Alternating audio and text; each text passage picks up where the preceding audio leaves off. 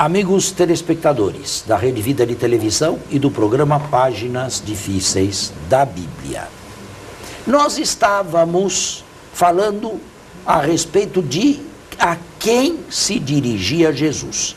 E eu me recordo que terminei o programa dizendo que havia duas categorias outras, não mencionadas, importantes, e que deixaria para esse programa aqui. Vocês têm alguma pergunta a fazer do programa passado, ou de hoje? Ou não, está também claro? acredito que foi bem claro, inclusive, viu? Eu tenho, padre. Diga. Eu gostaria de entender um pouco, o senhor está contextualizando muito claramente o direcionamento das palavras de Jesus ao povo da época. E eu gostaria de trazer isso para a nossa época. Essas explicações que o senhor deu, apresentando Jesus, falando a todos, e a cada um é dado o direito ou a escolha, é dada a escolha de ouvir ou se ausentar. Hoje essa é a mesma explicação? Não é. Jesus falou àqueles que o escutavam diretamente. Lá. E ainda tem mais uma questão. Os próprios evangelistas... Este é um segundo momento. Eles falaram para as suas comunidades. Isto é, eles escreveram para determinados leitores do século I. Eles já escreveram. E nós que como estamos no ficamos? século XXI, nós precisamos adaptar hermeneuticamente um texto do século I ao século XXI. Por exemplo, eu vou dar apenas pouquíssimos exemplos. A cosmologia que se tinha no século I foi para os ares. O sistema geocêntrico não existe mais. A Terra como um disco e no centro do universo. Hoje, o nosso planeta ocupa um lugar modestíssimo no universo. E qual é o centro do universo? Depende de onde você põe. O universo não tem centro. E quantos planetas foram descobertos? Quais eram os estratos que se tinha antigamente? Os céus, o firmamento com as águas superiores. Os antigos não conheciam evaporação. Com as águas superiores, quando cai chuva. A terra firme, onde estamos nós. E debaixo da terra, o local onde eles colocavam os mortos, os maus espíritos e essas coisas todas. Tudo isto aqui foi por água abaixo. Toda essa cosmologia não serve mais para nós. E o autor bíblico mostra isso. Josué, no livro de Josué, manda que o sol se detivesse, que o sol parasse. E o sol parou. Hoje nós sabemos que não é o sol que anda, não é? É a Terra que gira ao redor, num movimento de translação e de rotação, mas, enfim, você está vendo como nós temos que traduzir e reinterpretar. Eles falavam em espíritos maus, no Novo Testamento. Nós falamos em epilepsia. Nós falamos em degeneração do nervo visual ou visível. Eles não sabiam o que era isso. Então, se você tem 2 olhos e não enxerga, é porque um demônio os tapou.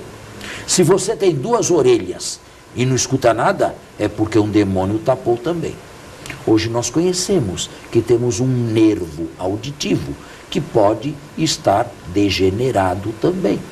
Você tem boca, tem língua, tem dente e não fala. É porque um demônio tapou sua boca, um demônio mudo, um demônio surdo e mudo. Está lá nos evangelhos. Mas hoje nós sabemos perfeitamente, numa sociedade científica e altamente especializada como a nossa, como tratar essas coisas todas aí.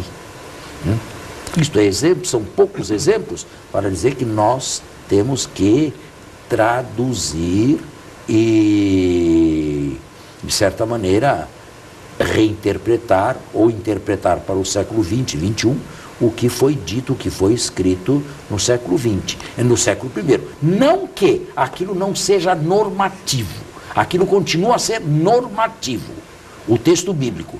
Porém, normativo sem que ele perdesse as limitações que continha no século I.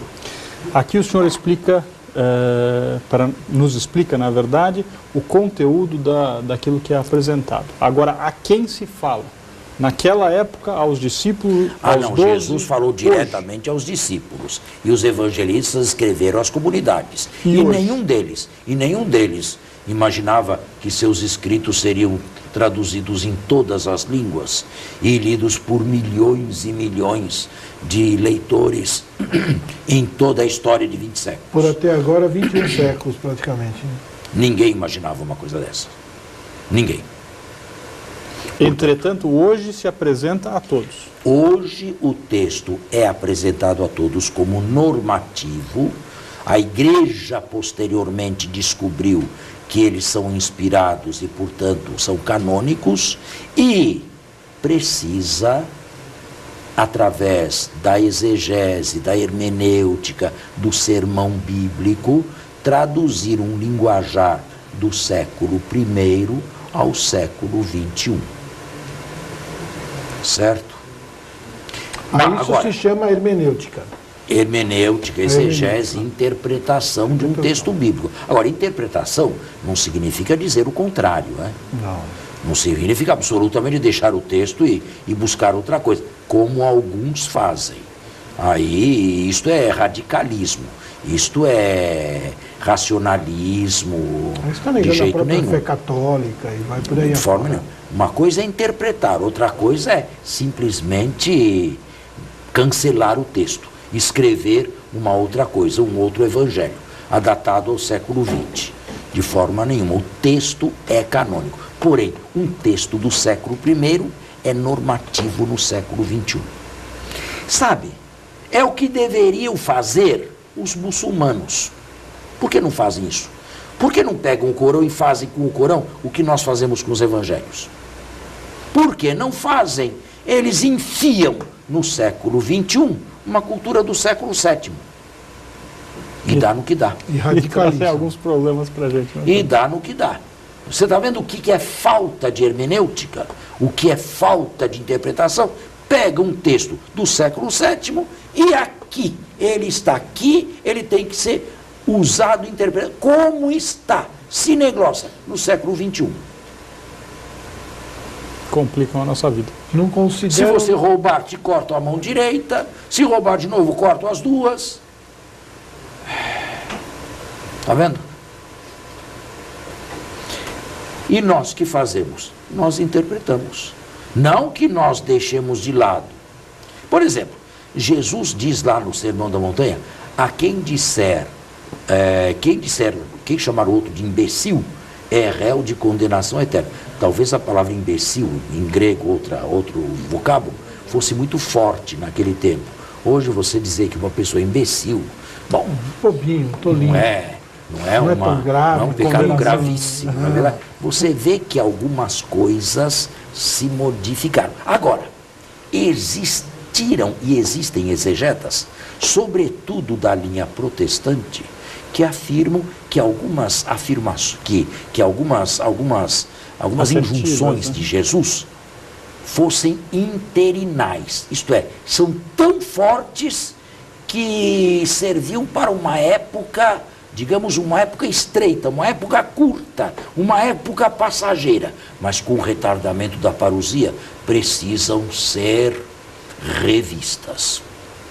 Eu dou um único exemplo. O divórcio. O divórcio é absolutamente inaceitável para católicos romanos. Nós estamos lá parados como os muçulmanos. Um casamento rato e consumado, nem o Papa dispensa.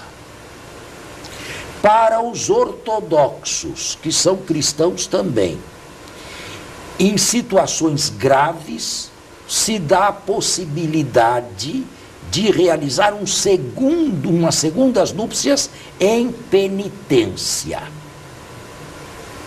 Para os reformados, é mais natural. Estão vendo?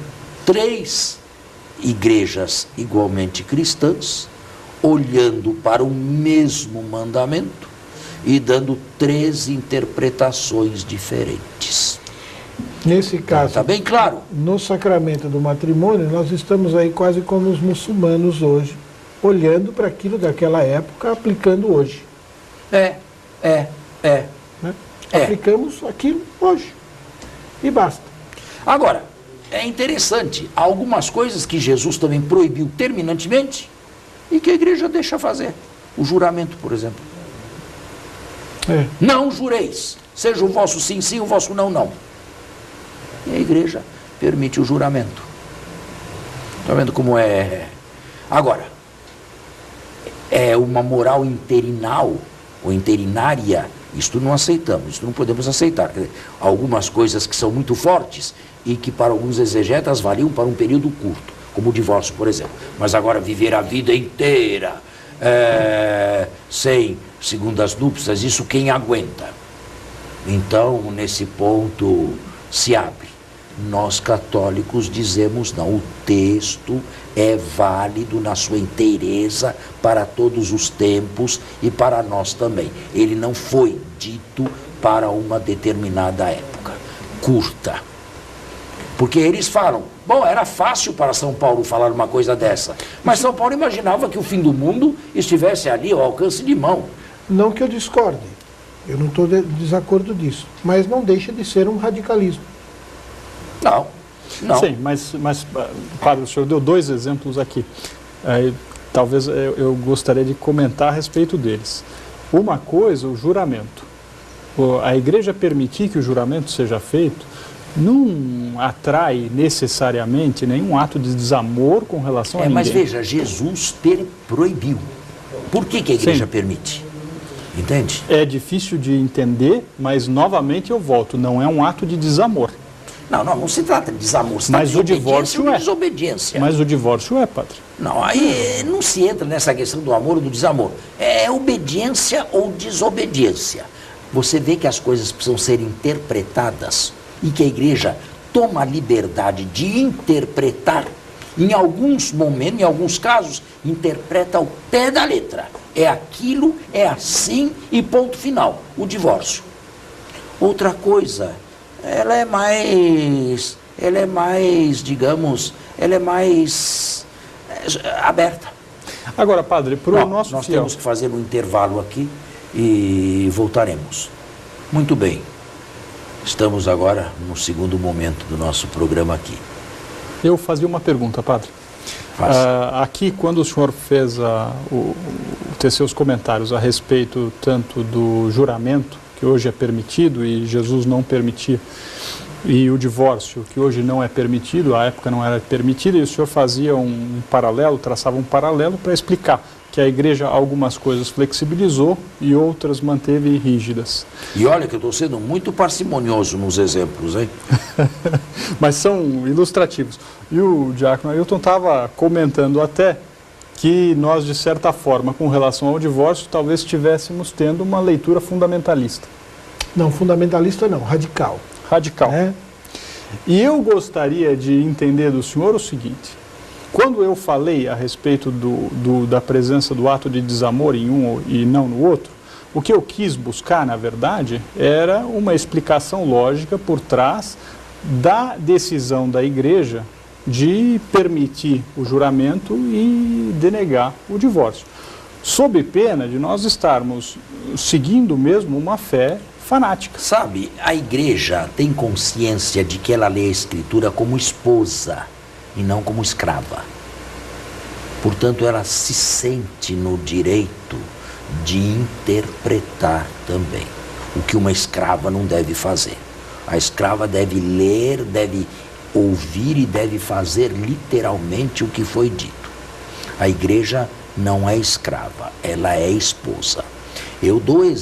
Vou dar outros exemplos. São Paulo, nas cartas pastorais, diz: eu não permito que as mulheres falem na igreja.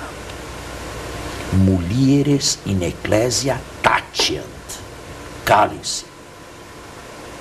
E se tiverem alguma questão, interroguem em casa os seus maridos com toda a submissão e respeito. E agora? Como nós ficamos? Está lá, é um texto canônico. Como nós ficamos? Mas a leitura literal, sem flexibilização, nos levaria a um fanatismo. É essa. Por que que a igreja não faz essa leitura? Porque essa leitura, me parece, né, padre? Mas por que que ela faz a leitura mais radical do divórcio? Eu desenho essa linha, padre, de novo, o exemplo que o senhor está dando, ele trata de uma desigualdade entre homem e mulher, não é? Para São Paulo. São Paulo colocava, obviamente, pelo exemplo que o senhor dá, a mulher subjugada ao marido. Hoje, nos nossos tempos, essa não é uma realidade defensável, não é uma realidade propugnada. No nosso meio, né? No meio da igreja, eu diria. A igreja não considera distintamente homem e mulher? Eu daria outra resposta. Eu diria o seguinte: em alguns casos, a igreja percebe que há revelação. Em outros casos, a igreja percebe que não há revelação. Toda a escritura é inspirada, mas nem toda a escritura é revelada. Em alguns casos, a igreja percebe revelação. Em outros casos, ela percebe apenas inspiração e aquilo reservado a um tempo. Então, a revelação seria aquilo que Deus que de deve forma... ser de toda maneira imposto e mantido. Ou seja, é o conteúdo sagrado da nossa fé. A igreja percebeu que no divórcio existe revelação. E no caso das mulheres não falarem na igreja ou na assembleia, não existia revelação. Estava no texto sem ser revelado. É uma distinção que nós católicos fazemos e os protestantes, por exemplo, não fazem. Entende? Eu dou 2 exemplos bem concretos que aconteceram quando eu era jovem, bem logo depois do concílio. Primeiro exemplo: as mulheres nunca falaram na igreja. Mulher nunca entrou na igreja de calça comprida. Mulher nunca se confessou ou comungou sem véu. Não sei se é do seu tempo, do meu é. Um pouco é. Do meu é. Nenhuma mulher, minha mãe, minhas tias, nenhuma mulher ia para a igreja sem véu na cabeça. Tudo assim um véu. Nenhuma mulher recebia comunhão ou absolvição sem véu. Logo nos anos 60, começaram as mulheres a andar de calça comprida, a tirar o véu, a falar. A igreja sentiu um profundo mal-estar. Profundo mal-estar. Nunca tinha acontecido. Mas acabou engolindo. Acabou engolindo e com o tempo aquilo se aquietou. Até os dias de hoje. Nessa mesma época, alguns exegetas começaram a insistir que a virgindade de Maria era uma virgindade do coração. O importante é o coração de Nossa Senhora Virgem para Deus. Não era importante uma virgindade biológica. Pelo contrário, essa virgindade biológica não tem significado algum na revelação. Eles queriam justificar alguma coisa. A igreja reagiu de uma maneira tão violenta e continua a reagir até hoje.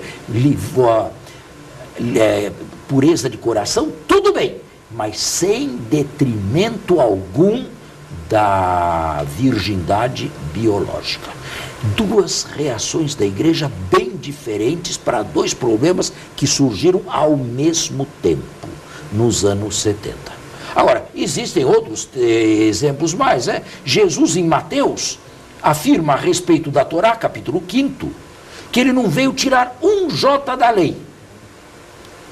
E nenhuma vírgula, e tudo será cumprido. É um dos textos mais difíceis do Novo Testamento. Por quê? Porque nenhuma das grandes igrejas respeita a Torá. E Jesus disse que não veio tirar nada. E quem ensinar e tirar alguma coisa será mínimo no reino dos céus. E quem não ensinar, e quem ensinar o contrário será o maior no reino dos céus. Não sei se se lembra desse texto.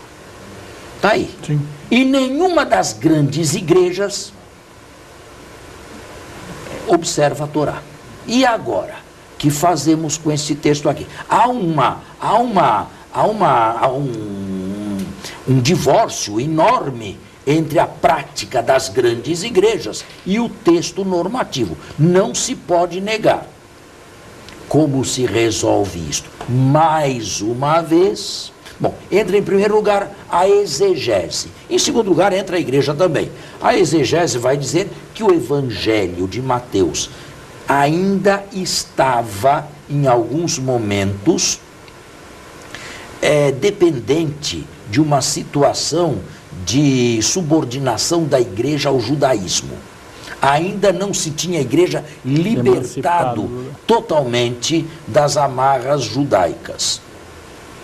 Isto a exegese pode chegar a dizer. E a igreja, a grande igreja, a nossa igreja, por exemplo, aceita que isto aqui valeu por um tempo, valeu talvez para aquela comunidade de Mateus, mas não vale mais para nós. O divórcio vale, mas aquela peculiaridade não vale mais. Ela não insiste nisso. Talvez ela esteja sendo aqui ecumênica. Há grupos que são mais conservadores, há grupos que são mais atirados e avançados. Vamos juntar todos e não vamos criar caso com ninguém. Percebe como a igreja age diferentemente nos textos? Agora, é uma diferença nessa atuação que a gente tem que tomar muito cuidado, justamente para não se transformar em alguma coisa ao arrepio de qualquer lógica, né? Não, claro que não. Se você começar a falar ao arrepio da igreja, ao arrepio do magistério e coisa, não vai cantar fora do coro, aí, claro que você, com o tempo, vai ser chamado, vai ser ouvido, vai ser advertido e pode ser posto para fora também. E a própria igreja também, com muito cuidado, para que cante na direção do amor. Não é? Agora, voltando... Nós temos que... Só voltando à questão do divórcio, aquela comparação entre o divórcio e o juramento, nós temos no rito do matrimônio, por exemplo, o juramento escrito, que deve ser jurado ali, sob pena de não ter validade do casamento. Está vendo? Mas isso tudo é porque a igreja distingue revelação de não revelação e lê o texto de uma maneira assim, mais livre, não é? Nós temos que encerrar e, mais uma vez, desejamos a todos aí boa semana e boa compreensão do nosso programa. Obrigado. Boa semana, bons estudos e até o próximo domingo. Um bom domingo a todos e até o nosso próximo programa.